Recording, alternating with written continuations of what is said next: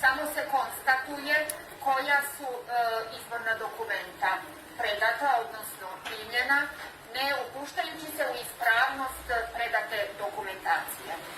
Najpre treba da utvrdimo identitet ovlašćenog lica. Da li imate ličnu kartu? Znači, Vinoš Ivan, znači potvrđuje se da je izvorna knjiga. Da, znači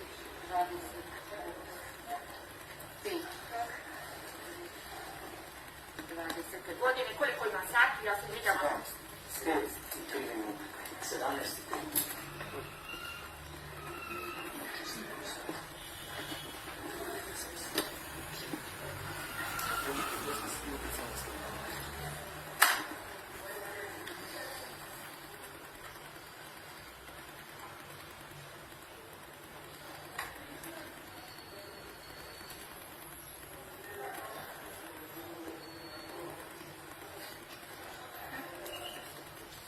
pročitate broj lične karte za svaki slučaj i sve činite.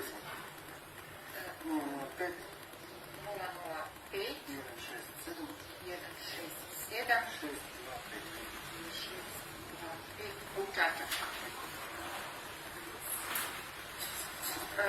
Izborna lista, znači izborna lista mi predate sa koliko kandidata? 25. 25.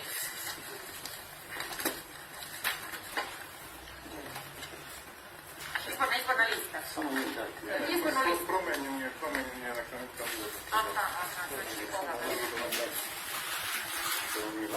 Treba da potpišemo što je tako. 25 kandidata.